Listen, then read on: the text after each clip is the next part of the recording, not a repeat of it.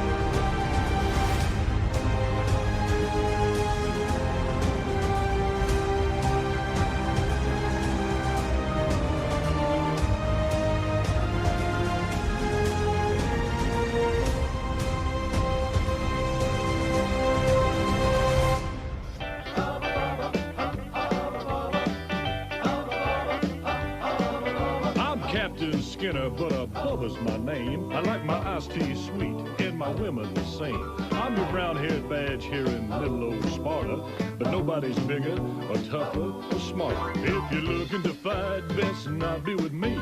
Gonna be held tight, well now we'll just see. You never know in the heat of the night on TNT. Heat of the night on TNT. Now I don't put on any airs, but then I ain't no slob. Just a redneck boy with a blue-collar job. The ladies I date, they gonna have some fun, cause I'm a big hunk of crime fighting son of a gun. So if you're looking to fight, come on up in the ring. You wanna be held tight, just about anything can happen in the heat of the night on TNT. Hubba, hubba, hubba, hubba, heat of the night on TNT. Yeah. The Alan Autry Show is sponsored by Sinlaw, the most realistic artificial grass in the Central Valley. From NFL quarterback to Hollywood to the mayor's office, and now behind the mic at KXEX, this is the Alan Autry Show. No retreat. And so, my fellow Americans, ask not what your country can do for you, ask what you can do for your country. Mr. Gorbachev, tear down this wall. What the hell's going on out here? Everybody grabbing out there. Nobody. That the only thing we have to fear is fear itself. Today, I consider myself the luckiest man on the face of the earth. I'm not fearing any man. Mine eyes have seen the glory of the coming of the Lord. So, 5 seconds left in the game. Do you believe in miracles? Yes! Unbelievable. We are live. We are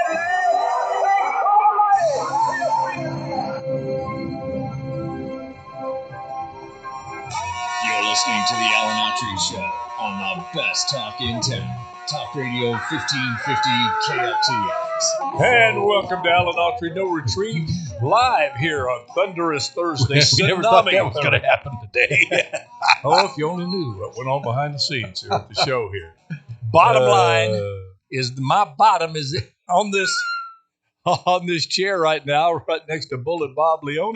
Hey, Austin. And it's a little bit after 12 noon, high noon here in Fresno, California. And does it get any better than that? Hey, listen, I wanted to wish you a belated happy birthday. I haven't seen you since last week, I think. Mm-hmm. And so happy birthday. It was on Monday. Thank you, Robert. It was on Monday, right? July 31st. Yep. Monday. So my birthday's next week.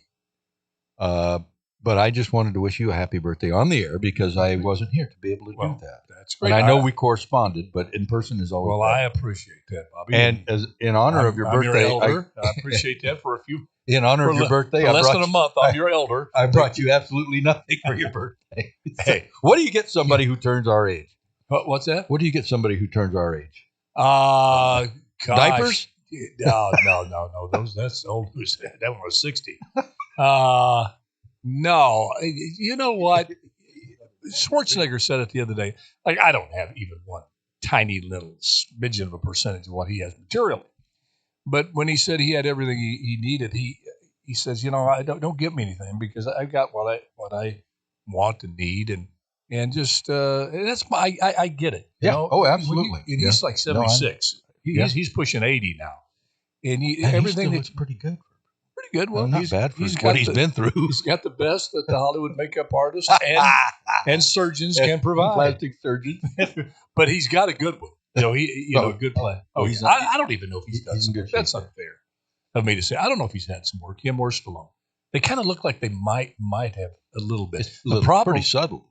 Well, the thing is with that stuff, you never want to start because you can go to the best plastic surgeons, is what I hear. And they make a little mistake, man, and you go from, looking like you do, like you always have, but just older to like a lizard in one bad little tuck. And I'm not ready to do that. I mean, I'm bored. I'm ugly enough as it is, man. And what are you going to get? If I got back to what I was, that ain't pretty. It's supposed to be an improvement. But yeah. I mean, even if give me like I used to be. Well, shoot, that's uglier than a mud fence. You just get old. But somebody like Meg Ryan, who was a beautiful woman. Well, there's a classic example. Beautiful woman. And now I look at her and I who is that? Yeah. Yeah. I mean, You remember Joan Rivers? She did kind of the same thing. Oh, did she? She made fun about, Robert Blake famously went on Johnny Carson. And he said, look at me. Don't do it. Don't go get that. It's we have important things, and now we're talking about doing face. Well, I wanted to. And they say you get easily distracted as you get older. Let's move on. But thank you for the birthday wish, Earl. My pleasure, buddy. But as we look up to the screens here, you got Brett Baer to the right there doing some kind of promo for Fox. And on the left, you have the little, a POV, that's point of view in movie talk, of the Trump motorcade en route to their January 6th arraignment hearing. He gets indicted again. Yep. Three times. I guess for the fourth time being indicted for the crime of being Trump. Yes. Well, I mean, look at these charges. Let's run these down. Explain these to me. Now, I know I'm not the brightest chrome on the bumper, but as you go through this and think to yourself, if Joe Biden or any Democrat was in this same position, that say, let's just put a scenario together. Say Biden was president and he had a grievance about an election or what have you. And he, instead of, he wanted to exhorted the Black Lives Matter movement, Antifa, whatever, and and didn't single them out and say, hey, go burn something down. Just express your concern about the election and some questions you have about the election. And you knew there was going to be a big rally to voice their disapproval of how the election went. It went to Trump instead of Biden. Just imagine this for a while, just for a moment. And Biden gets up there and, again, expresses his dissatisfaction, thinks there's something fishy about the election, expresses that, but then says to the crowd, now, I know you're heading to the Capitol, go to the Capitol, and peacefully and patriotically, underscore peacefully, make your voices heard And they went down, and a portion, not all of Black Lives Matter or anything, whatever, but a small knucklehead group decides to break into the Capitol. They're not armed. They don't kill anybody. The only one killed is a Black Lives Matter woman trying to break through a window, and a Capitol police officer shoots her dead.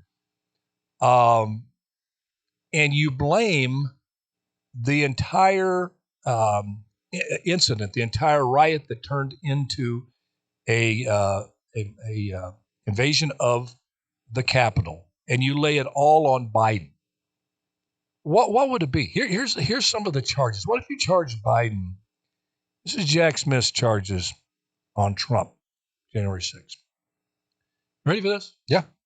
I have them listed too. Numero uno, number one on the list. Conspiracy to defraud the United States. Now, like I said, I'm no expert in the law, but conspiracy to defraud the United States on January 6th. Okay. Got a lot of explaining to do. Let's say Jack Smith, you got a lot of explaining to do. And they say, oh, he's got a lot of stuff. I mean, okay. The second one, conspiracy to obstruct an official proceeding. So they're saying he conspired with Rudy Giuliani, Steve Bannon, a bunch of others to tell the knuckleheads to go in there and obstruct the official hearing that was going on, the validation of the election. They got there and told them to. So they had to transmit that to the Proud Boys and whatever. This is what they're saying. Number 3, obstruction of an attempt to obstruct an official proceeding. What was the official proceeding? Well, in the cap, they were the process of certifying the election. Oh, the certification. Whatever okay, terminology you want to put on it. And so that's number 3, that they planned all of that with those folks. Now, mind you, they're accusing the president, who offered and tried to get the mayor of Washington, D.C., Nancy Pelosi, to accept 10,000 National Guardsmen to make sure nobody got into the Capitol. And what did they do? They refused that. Exactly. Okay, now that's not in these charges. No. That's not in it. They're saying he somehow, I guess, in conspiracy with Nancy Pelosi and the D.C. mayor to say no to the National Guardsmen. So that was part of the conspiracy to let the knuckleheads get in and go sit in Nancy Pelosi's chair and let the Viking man roam around in there. This is what they're saying. There was a conspiracy. This was all planned prior to January 6th. Okay. And then the last one. Number 4. Conspiracy against rights.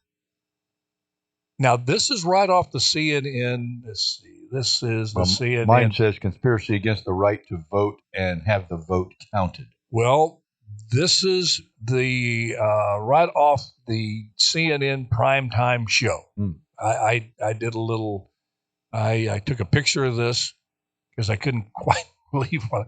So out of those 4, conspiracy to defraud the United States, conspiracy to obstruct an official proceeding, obstruction of attempt to obstruct an official proceeding, and conspiracy against rights. And if you're convicted on those, you go to jail forever.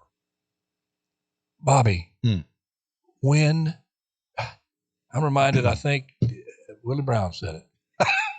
How long?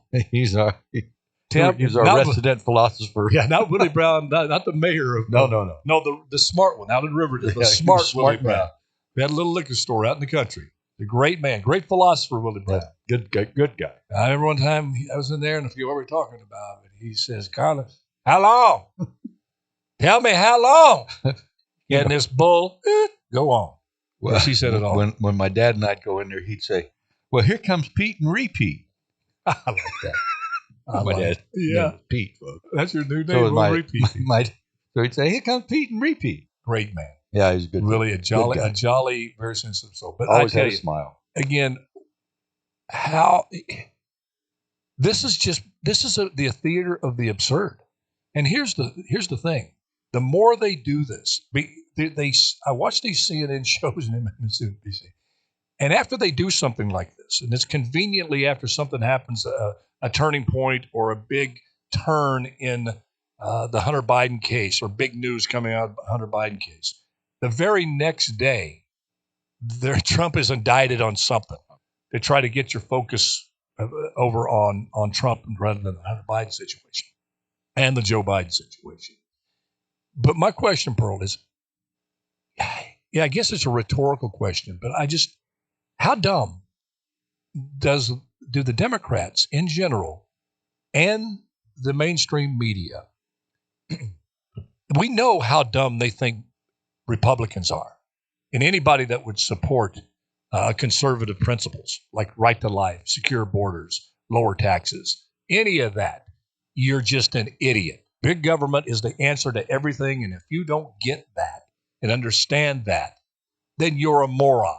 You're a Cro-Magnon. There are more than two genders. You are, absolutely. If you don't believe there's more than two genders, you are just plain an idiot. You're dumber than a rock. But I ask this question: how dumb do they think their own supporters are? Their own supporters, I would venture to say, well over 50%, probably in 80%, whether they admit it or not. There's probably 10, 15% in there that believe all this hogwash are legitimate charges. But even their own party are going, let me tell you why every time you do something like this, Jack Smith and media, Trump's approval ratings go up. He was 4 points behind Biden before you did this. You charged him with this. Now it's a dead heat. And it's not some Republican outlet Fox News poll, Bobby. And it's the New York Times. Yesterday. Not exactly a conservative rag. Yes, and they would never think of manipulating data or a survey.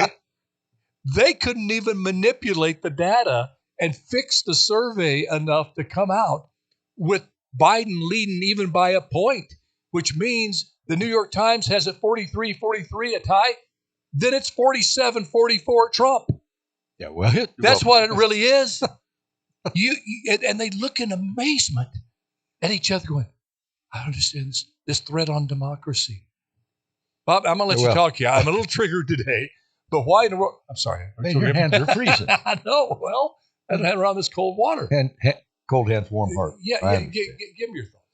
Well, first of all, this is an unprecedented situation in American history. Historic situation. Oh, they always want to say. Yeah. Historic third indictment. And Trump is using this as another stepping stone, another feather in his cap, saying, see, these guys are coming after me. Didn't believe in a deep state? For charge. Yeah, exactly. And so really unprecedented. I haven't looked into this thoroughly enough, and I haven't heard enough of the folks on TV talk about whether these charges. Now, obviously innocent until proven guilty, right? Well, we're still not according to Jack Smith. That still exists in America, doesn't it? Not according to Jack Smith. He's already convicted. That's why he's already signed, sealed, delivered to Sing Sing. Well, and as far as the American people and how dumb do they think we are, I read an article this morning in Politico, which again is not a conservative rag as I call them, who said that it was an article that indicated that whoever wrote this opinion piece said that they think that Trump will win the nomination and could possibly be the next president again, even with all of this stuff going on with Trump. I think it's making his base stronger. And I also think it's bringing some independence across the line. That are seeing through the charade and saying, "Wow, they've really got something against this guy." They just want to get him out of the way. And we talked about this not long ago. I think, not that I'm a conspiracy theorist, but everything that's going on certainly points that way to me. It looks like they're just trying to eliminate, anybody that's going to go up against Biden. And they want to eliminate Trump. Exactly. It's not just anybody. Trump specifically. Yeah, that's true. They just want to eliminate this guy, kind of like Putin does with his adversaries. Guillermo just came in here. Guillermo, I've been here the whole time. Guillermo's in the building. When they do stuff like this, and Jack Smith, I know if you watch CNN, MSNBC, I do, as Larry Eldridge says, so you don't have to. I can just bring it to you. They, if you turn over to CNN, you would think this Jack Smith, this guy who notoriously personalizes every case, he gets somebody in his crosshairs, and it's a personal vendetta to go bring that individual down. History of it. He had this one case, I think it was in New York somewhere, where he was able to get it through a conviction through a New York court. Surprise, surprise. But on the appeal, was overturned unanimously. You hardly ever get a unanimous appellate court reversal. Yeah, that's true. how. And this guy on there, I had his name. His name is David Aaron. He's a contributor, a former federal lawyer, I don't know if he's a prosecutor or whatever, but had enough of a title to be paid by CNN to comment on this. And he actually said this, Gerbo. Just Jack, what do you think about Jack Smith? Jack Smith is the epitome of integrity. He does not have any preconceived notions. Bill Barr came on and said the same thing, but when come down, push shove, he said he didn't even know him. It's just what people had said about him. Other Republicans have said he's a straight shooter. He's not politicized. He's tough. Gets you. So I don't know what's happened to Bill Barr, but this guy went along and said he's absolutely beyond reproach. He's fair. He said he graduated. He's from the Manhattan law firm in Manhattan, so he's a square shooter. So right off, he's got no bias. So right off the bat, yes. But they believe by saying that we're supposed to believe. They believe that if you come out of a law firm in Manhattan in New York, which is over 90% Democratic, that you're a square shooter and you can take all your political bias out and be very, very comfortable. You independents out there that might be thinking this is too much on Trump. We've got Jack Smith, a proven non-biased prosecutor. The guy was like a starving dog in a meat house to get this case because he hated Trump from the get-go, just like the just like the lady, the gal in Georgia, they can't wait to get Trump, just like the judge who Trump is going to report to today can't wait to get their grimy hands on him and throw him in jail. And the question is, how dumb do they think we are, and do they threaten with this kind of nonsense? There's enough people who don't like Trump. I'm not enamored with Trump as a person. But do they run the risk of, number one, getting some independents who really said, I'm not going to vote for Trump, saying, I have to vote now because this is such a miscarriage of justice. This is such a precedent that's going to ruin our country. And do they even run the risk of having some never-Trumpers reconsider that position? So the Trump indictment today, and it looks like he's going to eventually make his way to the courthouse. It reminds me of essentially three Americas. All right, there's three Americas, or there's three different types of people. You're in three categories. All right, you're either the ultra political elite, which is the elected officials, and none of us are those or anymore. Alan was, and then you have the media and all these highly political people, right? So you have the politicians, the highly political people, and then you have the rest of America. All right, everyone's in one of those three groups. Everything that you see on CNN, all these indictments, anything that has to do with Trump and Biden, the only two groups that always talk about it are those two, except the one that the actual voters are in. So you have the politicians and the elites, the politically elites. Those two groups, they want to make it always essentially about trying to figure out a way to edge out their priorities. And their priority has been just to make sure that this guy just doesn't see the light of any office anymore. Mm-hmm. And I say that because the rest of America, they don't, I guarantee you 99.9% of the people don't know jack squat about Jack Smith. So everything that you see play out on the legacy media, the majority of Americans don't give one iota. Now, I think this is what the third indictment or the fourth indictment, and Trump truthed out a little while ago. All I need is one more to secure my election.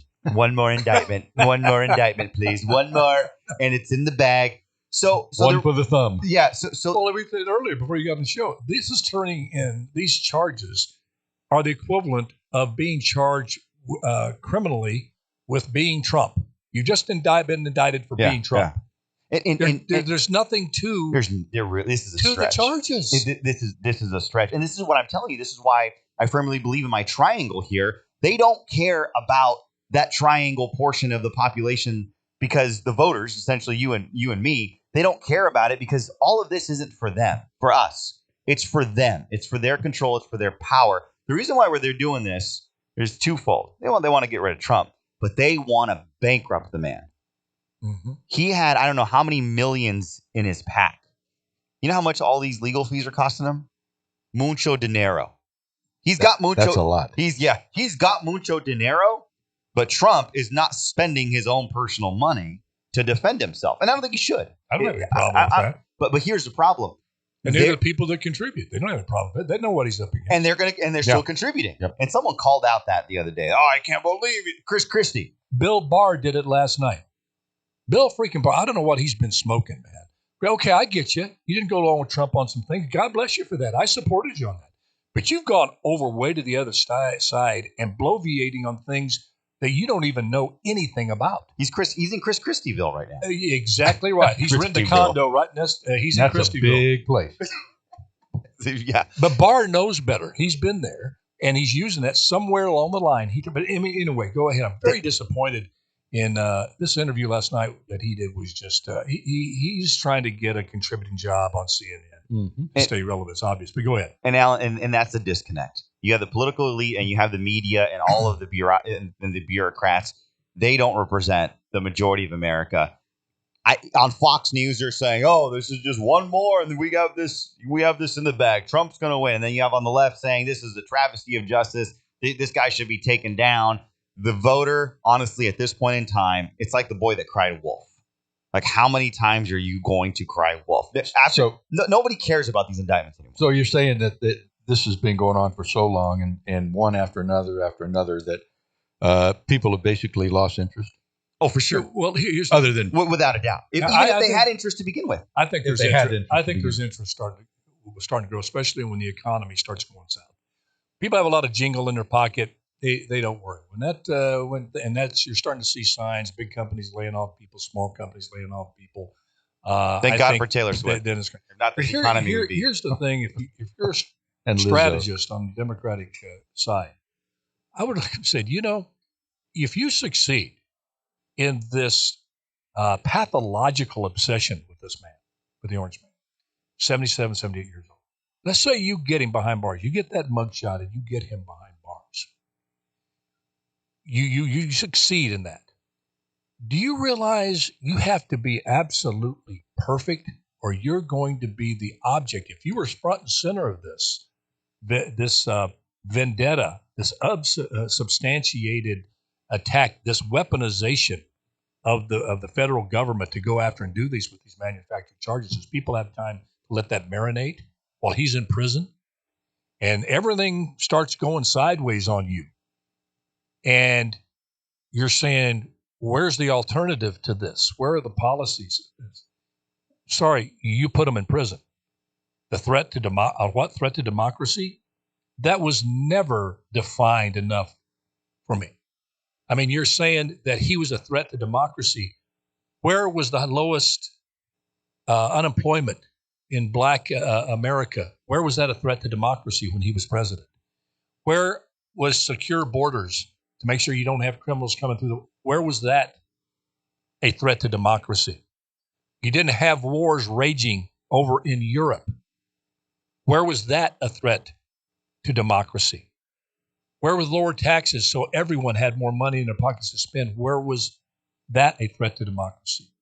Where in the cities you weren't afraid to go out in your town and go to the store without being killed, mugged, or your grandmother being cold-cocked, sucker punched on the sidewalk. Where was that a threat to democracy? And they're going to say, well, no, when he asked Georgia the Georgia Secretary of State to make sure all the votes were counted. You need 11,000 votes. That was a threat to democracy. Where is his tangible that you can communicate to the people threat to democracy, Guillermo, Robert? Where is it to the people? And when that happens, you could see a backlash against, starting with the woke left, but the Democratic Party in general, because you've gone nuclear. You put the man in prison. That's third world stuff. You take your political opponent They haven't got and nuclear put them in prison. It's like I'm trying to save you, your party, from getting what you think is going to make you popular forever, the history books, because you hate this man so much. You put your hate of Trump over what's best for your country. And maybe AOC, you said you don't want kids, and you're trying to get other people to have kids. So the future means zilch to you. You could care less. The future for you is like a gnat on your rear end. You don't care. When your existence is gone, you're done with this world. You could give a rat's behind about the future. But you know what? A lot of people do have kids. They do have grandkids. Mm-hmm. They want to continue to have kids. And you know what? As hard as it is for you to believe and understand this, they care about the world they're leaving behind for those kids. And I'm sorry, you judge a person by their actions and their words, and you seem not to. You have this blind hate for this man, and you just might succeed with this plethora of charges and with a government that has, without a shadow of a doubt, who in their right mind, please, whether you hate Trump, please tell me where you could come to any other conclusion that the federal government departments have been weaponized against this individual. They have in the past. They weaponized them against Martin Luther King. They've been weaponized. John Kennedy weaponized. It's all, but never to this extent. So that's where this is a big thing, and people, as you're saying, need to start caring about this, educating themselves, and say, because what you're having, and we'll take a break. We'll come back. I want your thoughts on this. Both sides are going to make the threat to democracy central in their issue, in their campaigns. Do you believe that January 6th was led by Donald Trump and was the biggest threat to democracy, or the weaponization of the Department of Justice to go after an individual, go after school boards, go after parents, if that's the bigger threat to democracy? And that decision in that booth is going to change the direction for better or for worse for this country. We'll be right back. This is Autry. You know, I mean, and I agree with you. People are not paying attention to this, but this is every year it's just the biggest election ever. But I really do. When you add it all up, and on top of all this stuff, you have, the definition of what is America. Where is the place, if any, for individual rights? Where does it stand in your list of priorities to not be targeted by the federal government for things you did not do because they just don't like you, what you said, and position you've taken politically? Where does that rate on your priority scale? And I have to agree with you right now, not very high with a lot of people. And I forget, who said it was Williamson. I said, the candidate. Marianne? I think she said maybe, no, it wasn't either. It was an acting coach of all people that coached Marlon Brando. Said, my job maybe is not to make great actors. Maybe it's just to wake people up to what they can truly be. And kind of like a football. Something's got to wake this country up. I mean, if the current economic situation doesn't do it, I mean, when it hits your, I took a drink so I wouldn't cough, and I still cough. Get rid of this vodka. If the economics of the situation don't wake you up, what's going to wake you up?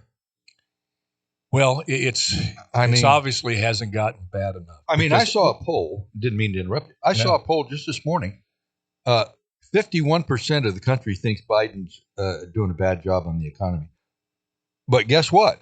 49% of the country thinks he's doing a good job or an okay 1 minute? job. That's what's real scary. Yeah, I think that's a lot of those folks that they Now, have. polls you can take. They have theirs. No, there's. I think that's out there though. If you have yours, you made it in life. You got your stuff. Maybe so. Enough Maybe stuff, and you're a big fan of free stuff, and he's your candidate. By the way, who they don't care about a 20. I'm going to put a plea out there. I'm still waiting for my free stuff from the government. Hopefully, I'll get it soon. I don't know what it will be. 30 seconds? Maybe a visit from the IRS. I don't know. Yeah. You got to pay for that. The IRS may show up at my door. I got a good question for Guillermo. I got to file my tax. Good extension until October. Yeah. I filed mine already not the corporate, not the nonprofit that we have. 10 seconds? Have you done yours? If they're done, they just need my approval, and I'm just like, I don't feel like getting back into tax mode. 5 seconds? The CPA emails me like every day. You need your signature and that's it. Approve. This hour of the Alan Autry Show is sponsored by Sinlaw, the most realistic artificial grass in the Central Valley. Campbell? Yeah. Oh, I met Glenn Campbell. Great guy. Glenn Campbell and Matt Davis. God bless him. Super Well, you guy. worked with Davis. Yeah, I did. North Dallas 40. Yeah. Don't know anybody you guys are talking about. Let me ask you, Guillermo, what do you think about this administration and their cohorts that cabal in the media that continue to tell us everything's great? Bidenomics is working. Embrace Bidenomics. First of all, what is it? I think we all have our definition of what it is. And it's not good in my book by any stretch. But it's you hear the term gaslighting a lot. The best definition I heard of it was, I guess there was a movie or an illustration of what it was. A movie made way back with Ingrid Bergman, where her mentor was telling her everything she was seeing was not what it was. It really was. It was something else. It was actually good for her. She goes, "Oh no, this is bad for you. No, this is good for you." And they point to that as cinematically an illustration of what gaslighting is. And you kind of see this with this administration. Not kind of. You clearly see this, that they've embraced gaslighting as a strategy. As everything's going all to heck, they're Nero, fiddling on the roof as Rome burns and telling you it's good for you. Started out with inflation is good. First of all, no inflation. Then inflation is good. And then it's transitory. Don't worry about it. But they're telling you everything's great. Don't worry about the deficit. Don't worry. Now, this credit rating organization called Fitch, one of the top credit rating organizations in the world, just came out and lowered America's credit rating from a AAA to a AA plus. And they like noted, the Grizzlies. they noted the place. I like the Grizzlies. But that team hustles at least. And they said it's the national debt and really no plan to address that. The administration apparently has no interest in implementing any kind of measures, any kind of policies that would reduce that deficit. And the fact of the matter is, if China decides to call in all of those treasury bonds, and everybody says they have a run on that, would be catastrophic for the United States. And they, in good conscience, can't tell the rest of the world, hey, United States bond investment is exactly like it used to be. Don't worry about that $26 trillion deficit. We got it under control. I guess what I'm saying, they were honest. Well, that honesty was just met with a whirlwind of ridicule. Janet Yellen right off the bat, well, we disagree with that. Everything's fine. What's your take on this, of this?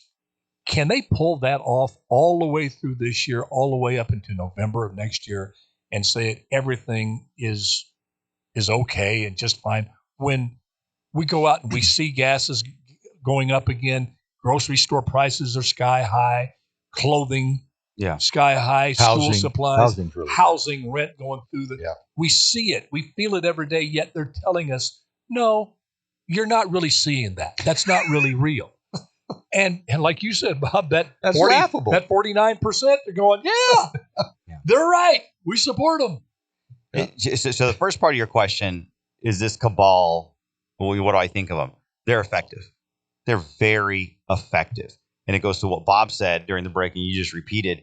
The media, all these individuals, kind of my two little triangle explanation there. They're so effective that 40-something odd % believe that we're heading in the right direction. So to answer your question, we're like, man, this is ridiculous. I mean, why they're lying? They're not giving the honest opinion. They're reporting on stuff that is just not true. There's nothing like a massive foreign war to get your country headed the right and direction. What did I and distracted? And didn't I say that a couple of shows ago? Yeah. So that's my first point. My second point on what you said is the banking system and everything. When I grew up, when you were a mayor, the greatest mayor of Fresno ever. He was ever. Even mayor. we couldn't make a deal, Alan. Oh, no. We couldn't have beautiful business babies, but that's okay, Alan. That's okay. Oh, please. So here's the thing. When I was growing up, I always thought that, man, elections were perfect. We're America. I did too. Right? Like there's I did too. we do it right. And I found out in the last election cycle and the one before that, maybe that's not true. When I look at banking and money, I'm not a math guy, and I can barely add and subtract.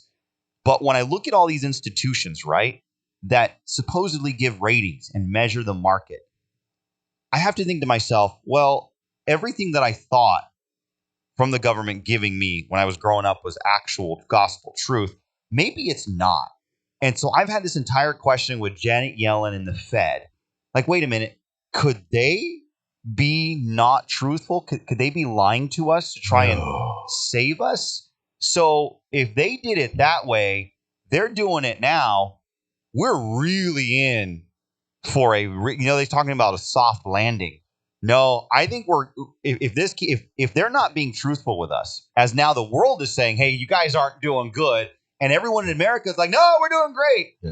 Something's wrong in Denmark. And somewhere, somehow that plane is just going to drop out of the sky. There's not going to be no soft landing. You're going to spiral down going 500 miles per second at 30,000 feet. So that's what worries me right there. Are they being honest? Are we really okay? But does that mean what it used to? Back when Bob and I grew up, it did mean something. Whether you're a politician, a school teacher, anything, the truth meant something. Virtues meant something. Honesty, integrity, kindness, tough when you have to be, tender when you should be. All those things were things that were valued, and if you violated them egregiously enough, you paid a price for that in politics by not being elected. If you look back at some of these debates, Nixon and Kennedy, they were strong, they were hard, but they were civil. Now, you can go back to the Founding Fathers. Yeah, they fought like cats and dogs, but they were able to come out of it, those fights, with things that moved this country forward, because more times than not, they put the country over their own personal beliefs, the survival of the country. Mm-hmm. By and large, they were able to do it. You can track that throughout history. And because we were based on Judeo-Christian ethics, morality meant something. Doing the right thing, being honest, meant something. I'm not sure that it means that as much today. In fact, I'm sure it just doesn't, because I think there's no coincidence that you can coincide the political landscape being more tolerant of dishonesty and lying if the person's on your side and you feel that they're right in their ideology, then they get the right to lie.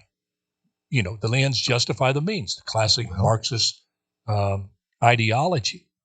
And I think it coincides with the decline in church going that we're seeing, the decline in faith that young people have today, the decline in patriotism. I think patriotism and faith do go hand in hand in this country when it's based on Christian principles, based on rights given to man and woman by God, not by other men and women. And that's why they're inalienable, meaning they can't be taken from you. They weren't given by man, so they can't be taken by man. The right to life, liberty, pursuit of happiness, those are God-given rights. The right to free speech, God-given rights. We were in a unique country.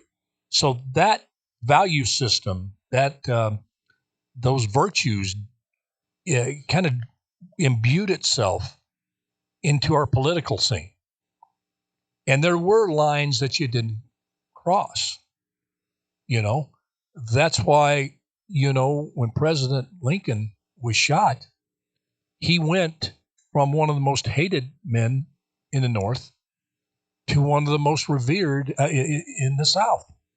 They didn't like, a lot of people didn't like Lincoln. But John Wilkes Booth went too far. He killed him. And you saw a huge national patriotic backlash in the Confederate States going, this guy was wrong. They called him out. Don't call yourself a Southerner. Now, there was the vestiges of that left over. We have the remnants with the Ku Klux Klan, which caused a lot of calamity, but eventually they were reduced to a shell of what they used to be. So and unless we can reclaim our national soul, because honesty, integrity, that is essential for a healthy soul as an individual and collectively as a country. It's necessary to have that. Or you let apathy come in because you just don't care, especially if you're an affluent country, and you can have enough public government programs to give people the minimum of what they need, because this is going to irritate some folks. I know, but it doesn't make it any less true. You got to be a really, really rich country, top to bottom, to be able to work a lather up, discuss whether you should have gender-neutral bathrooms or more than two genders. And I know and I'm sympathetic to all the groups, trans groups, the gender-neutral, all those. I love you. God loves you. But when you look at all of the things that are so essential to life in general, to just keep this country going, to be able to be sidetracked by that and still have a roof over your head, food coming in, clothing. You got welfare programs that allow you, the government programs, to be able to make that what you're thinking. When most of the rest of the world gets up every morning, they're not talking about whether they need a business, whether they can have to add another bathroom, a third bathroom to their restaurant. They're worrying about getting enough food to feed their families. Mm-hmm. And we have to look at that. Yeah. We're kind of a victim or of our own, or a product of our own opulence, our own wealth, and like the Roman Empire. I think you hit on a lot of targets there, Haas. I want to go back to one of the first comments you made, and that had to do with the morals and ethics of our politicians, and where lying has become commonplace and just blown off. Like, well, you have to look no further than the Oval Office, right?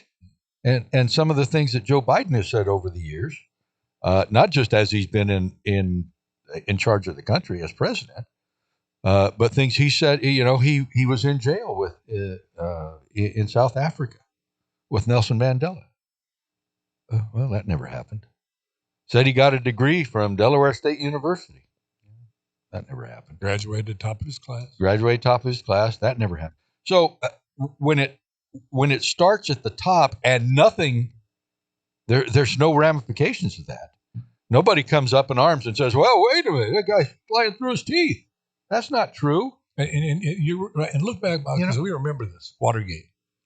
This guy was a very popular president. He was drummed out of office because of these low-level knuckleheads. You're talking about Nixon. Yeah, but these low-level knuckleheads broke into the Democratic National Committee trying to find some information, get something on the other party. And he covered up, didn't that? What would this society think about this now?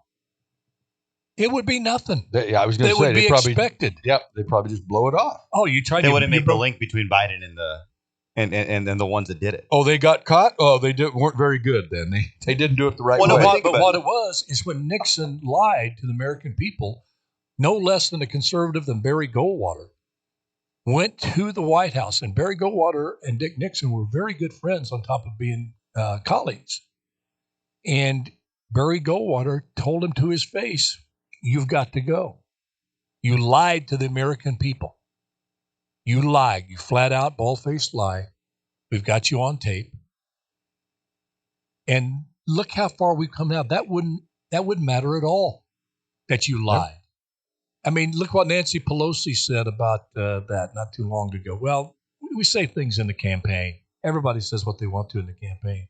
You would have never thought about saying that back in the 60s. Even if it's true, you'd at least put up the semblance, the mirage, the facade of being honest with the people. And now it's just accepted, and I think that's a dangerous place to be as a society, as a country. Yeah. Well, the rules have changed, and that's really the reality. I mean, politics is a game.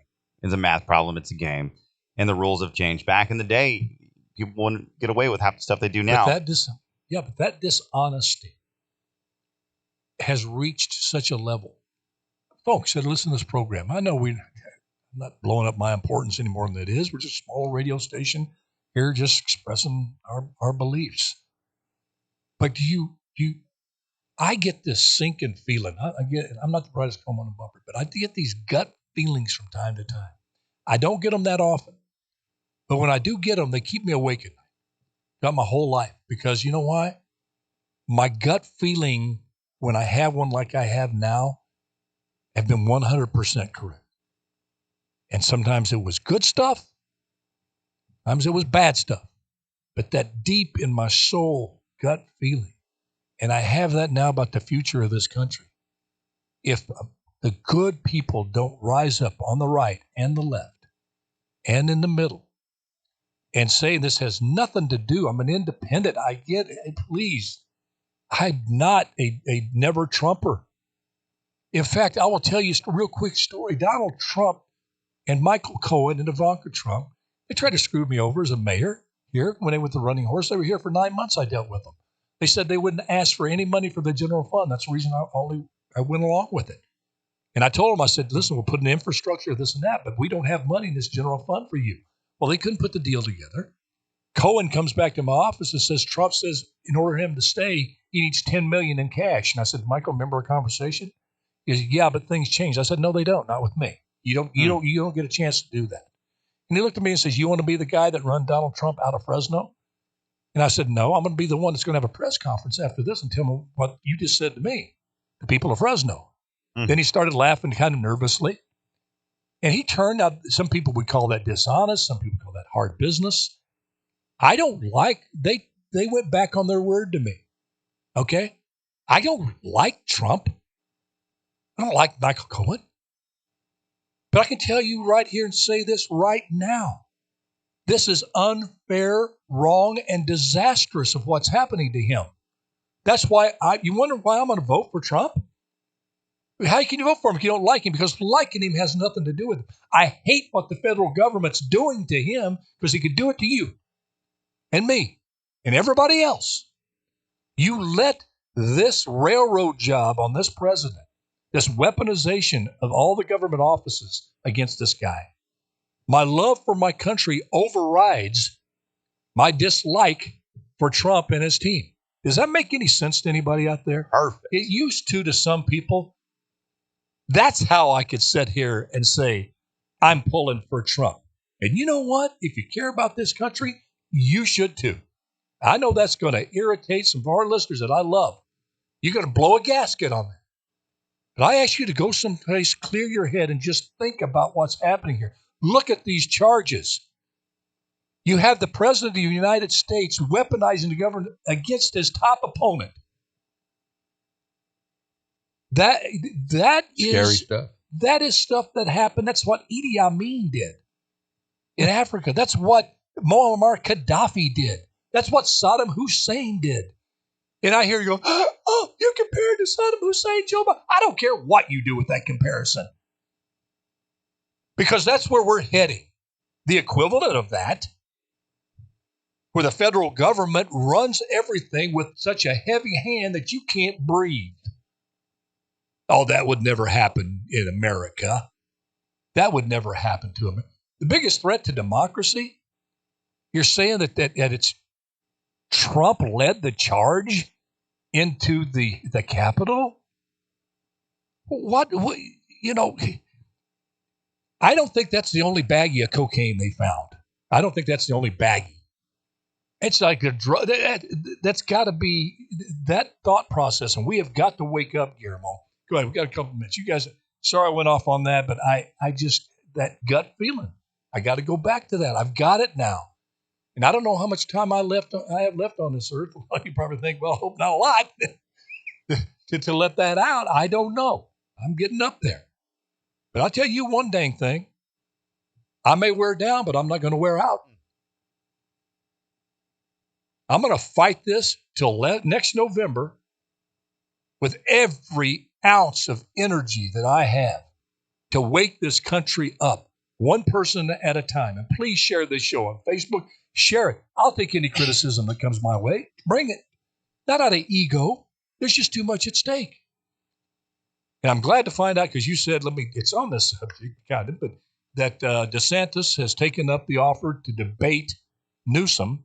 And maybe these issues that we're talking about right here can get its national platform with two people that want to be president so bad that they won't hide him. They'll just go at it and bring it up. What is the true threat to democracy, Governor Newsom? You think it's Trump? I think it's your policies in California and Joe Biden. Let's have at it with two very, very well-equipped. This is like two undefeated fighters, I think, in terms of coming to battle. What do you? I can't wait for that. You thought he wouldn't do it, didn't you? I think he has to do it. Oh, I think it's his moment to get some momentum. I just don't think he can beat Newsom. Oh gosh! All right, I'll make a bet right now. Oh, let's do it. Is that legal on radio? Sure, we can. All right. No, it is. You're good. You're good. Chipotle? Yeah, the Chipotle lunch. I can't believe I'm betting that Newsom's going to win. That DeSantis just slices him and dices. Do they have a date for this thing? They're going to set it up pretty quick. I mean, that would be 2 hours. That'll be very interesting. Gavin. Yeah. I'd like to see DeSantis dismantle that yo-yo. Yeah. In a debate forum, this is what really works against Newsom, because he can't go on and on and on and say nothing, but it sounds good. About 800,000 people leaving California. You got a minute to tell people why they're not leaving. They're actually that's really not a real statistic, and a lot of them are going to Florida. What do you do with that? But how many came in? Yeah.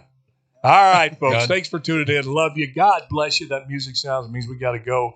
Just do your best. Let God do the rest. And if good Lord willing, the creek don't rise, we'll do it tomorrow on Friday. Bye bye now.